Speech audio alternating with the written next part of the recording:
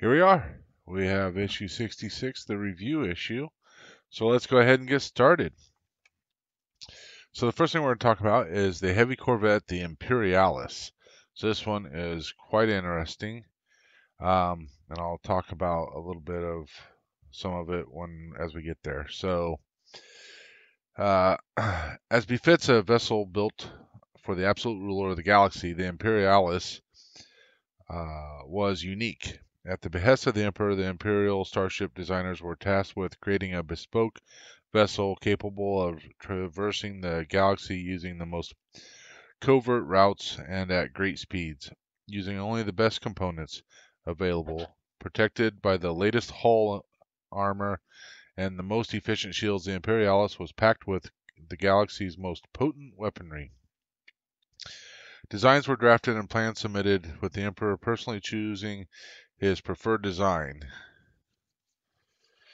He ordered it to be constructed over the outer rim world of Hypori, a remote world along the Corellian Run, best known for its mass production of battle droids. It had been largely abandoned after the end of the Clone Wars. Their construction crews toiled to bring together disparate technologies and methods into cohesive whole, bringing elements from all arms of the galaxy to the vehicle, engines from the Setapard cluster, deep red Havod hull plating from Kuat drive yards, a first-class back-to-tank and medical unit, custom weapons arrays, and the Emperor's personal designers on Coruscant, all delivered and fitted to the exacting specifications required. After a laborious and detail-driven construction period of over 18 months, the Imperialis was complete. At 120 meters in length, the vessel fell into the Corvette class and therefore required sizable engines and repulsors. Like most starships, the Imperialis was able to drop from hyperspace on the periphery of a planet's gravity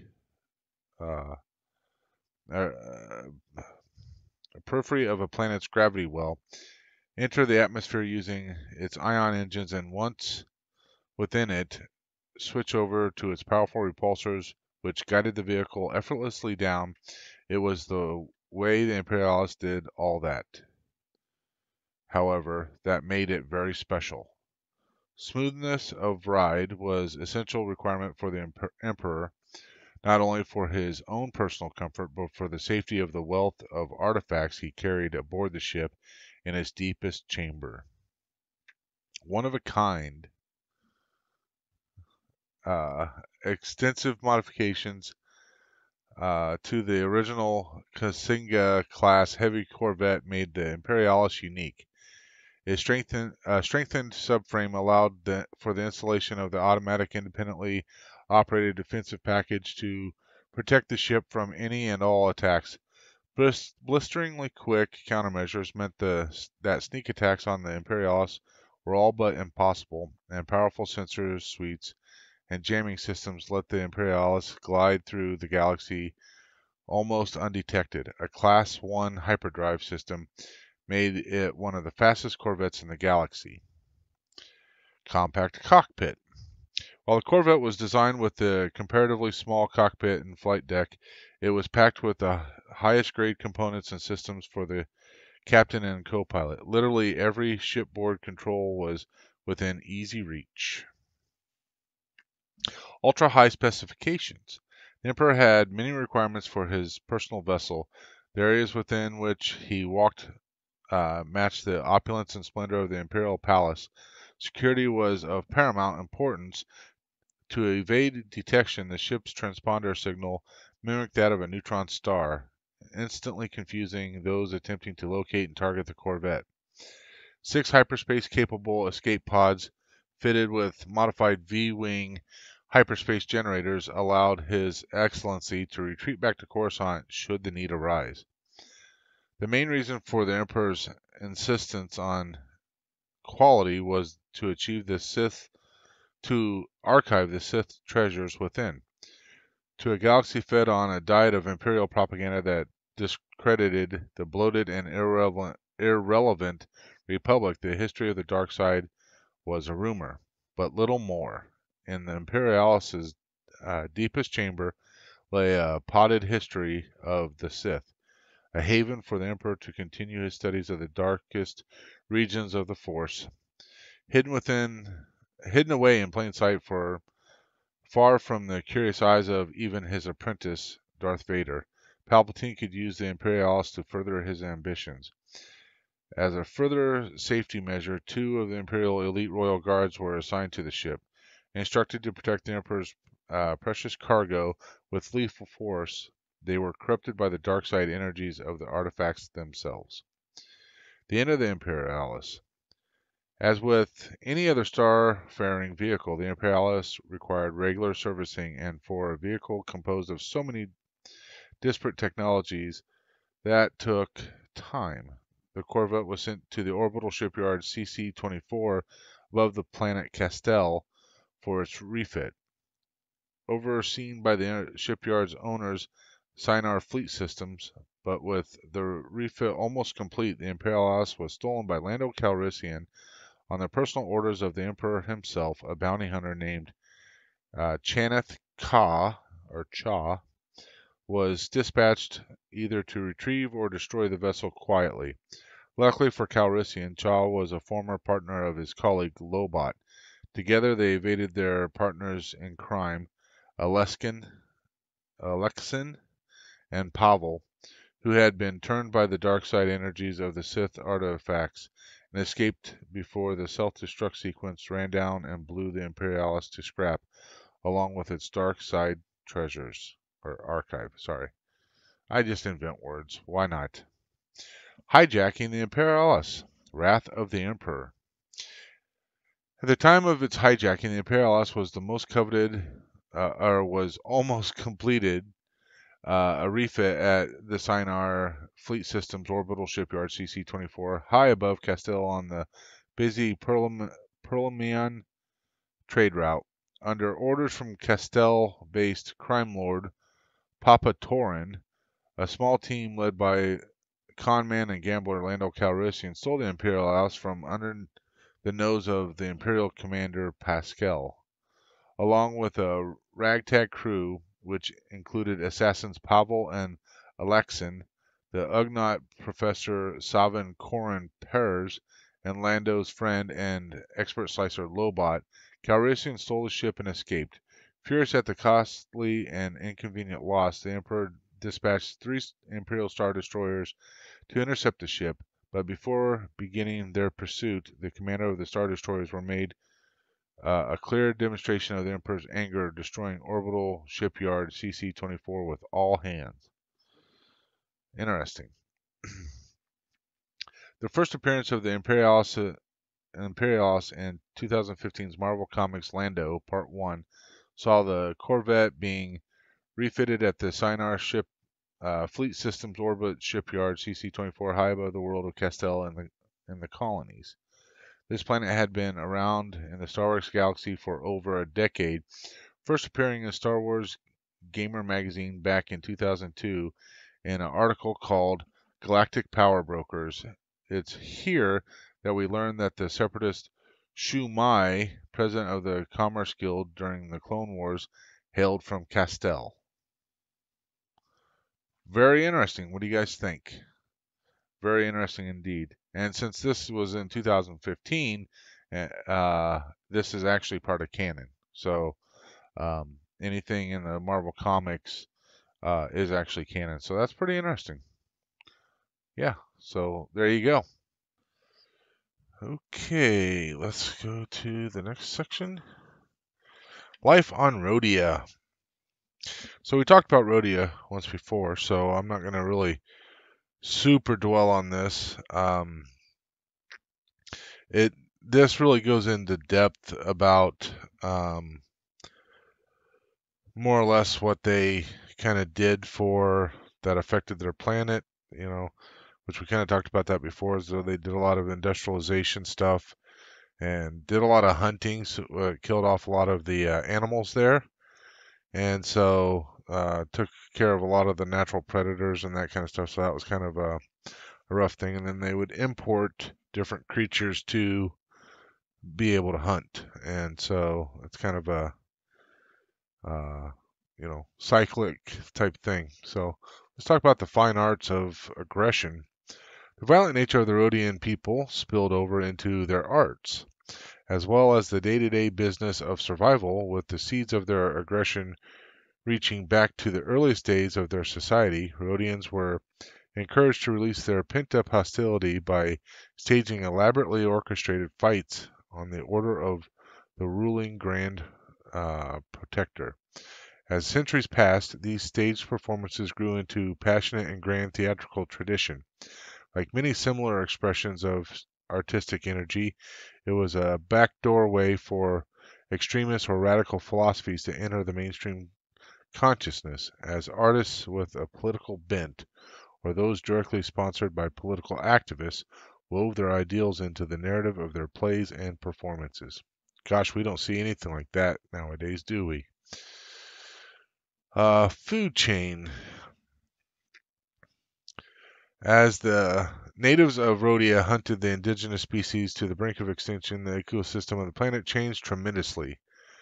The natural order of the Rhodian food chain was altered by taking away the apex predators, while the trees, swamps, and forests of the planet were gradually cut down and burned away to make room for the expansion of the cities, which proliferated as the planet developed. The bulky Rhodian Karstag was hunted heavily, its number dwindling as its natural hunting grounds um, changed, and the Karstag was forced to find alternate areas to hunt. The aquatic quasal maw, a clumsy swimmer almost 90 meters long that survived through the use of its refined antenna, had to relocate to new fresher waters when the toxic emissions spewed out by the Rhodian Industrial Revolution threatened its oceans.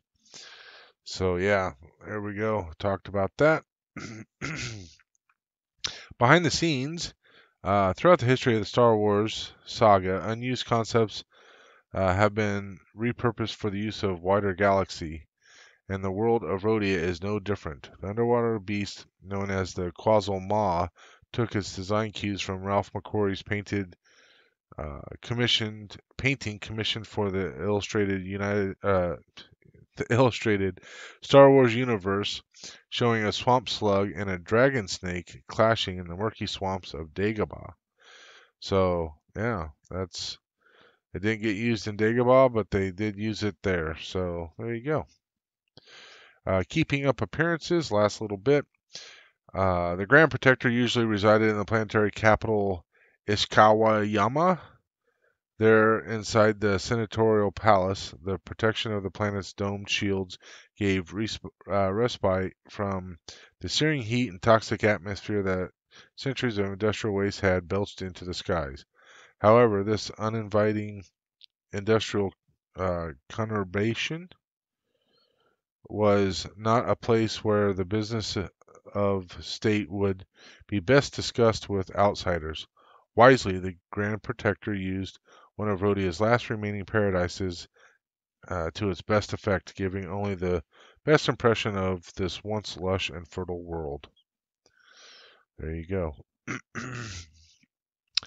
Let's go on to blaster rifles. Mass produced for armed forces of systems all over the galaxy, blaster rifles are built in such large numbers that some inevitably found their way onto the black market.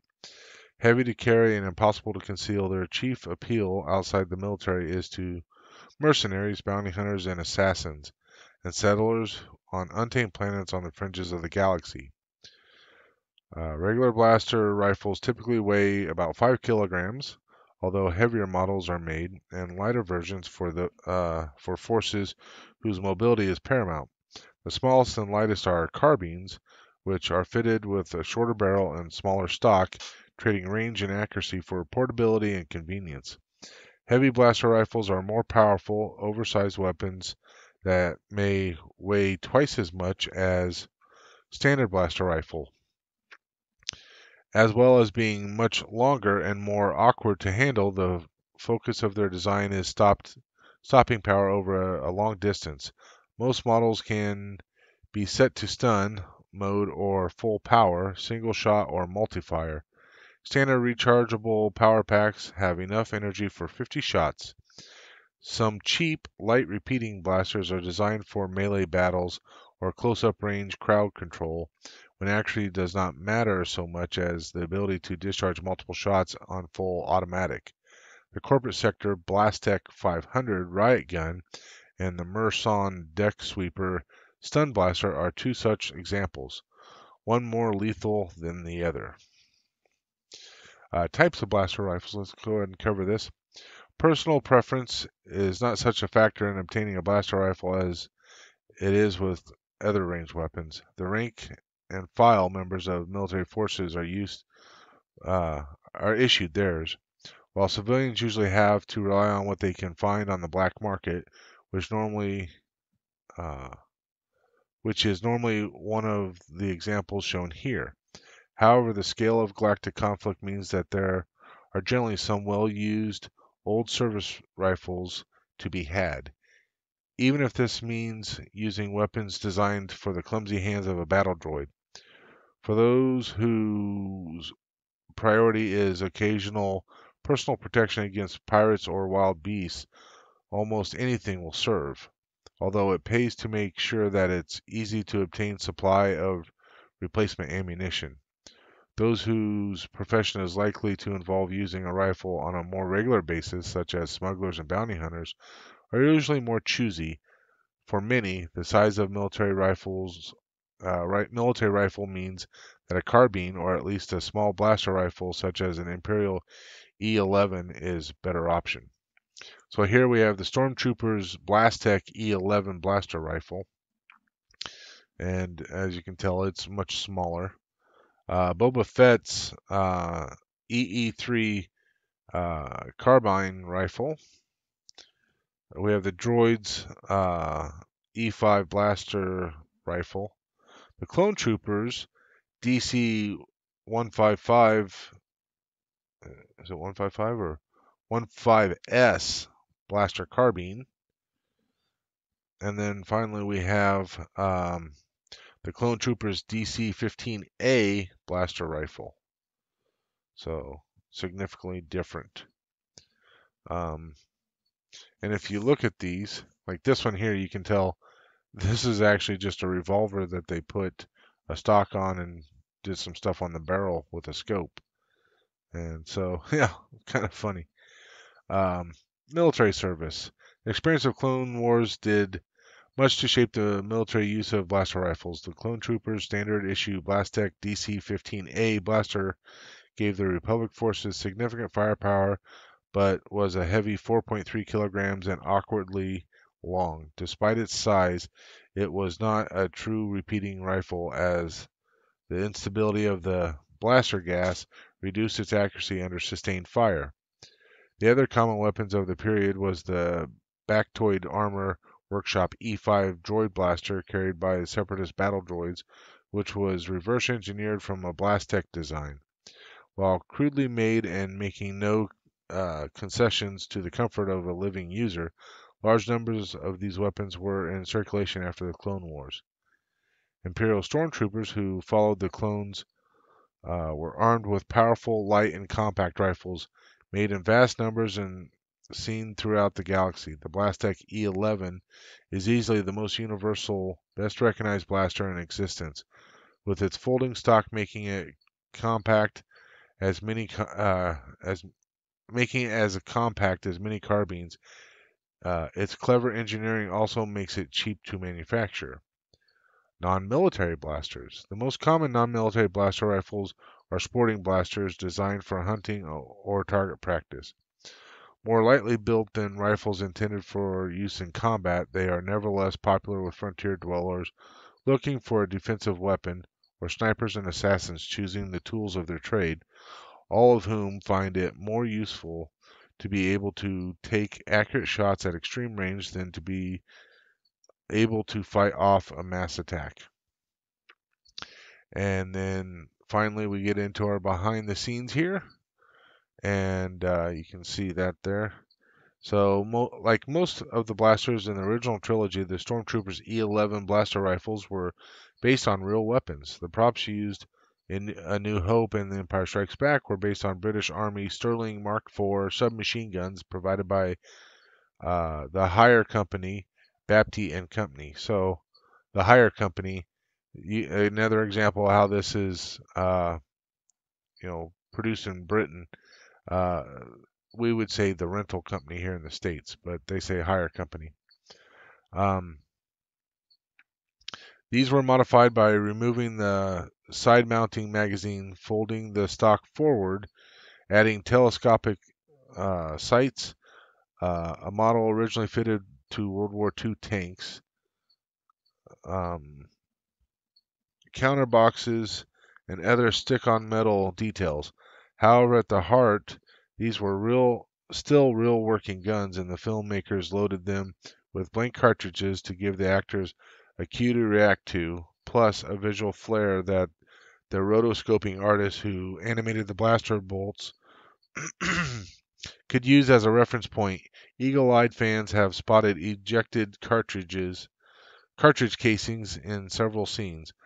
The blasters in Return of the Jedi are not based on original Sterlings, but use copies made by a company called MGC, Model Gun Corporation. This is one of the first Japanese companies to produce metal replicas of World War II guns, launching copies of the German MP40 and the British Sten and Sterling in the 1960s. So there you go. Good to know. Pretty cool, huh? That was everything for issue 63. In this issue, we did some framework, and then we did this insert here. In the next issue, we're going to get 2 more pieces of our framework, another piece of rib, a bunch of screws, a couple of these little 2-piece little deals to brackets or whatever you want to call them, and some plating. So that's what we'll be doing in the next issue. So hopefully you guys are still enjoying that, and I want to thank you all for watching, and may the force be with you always.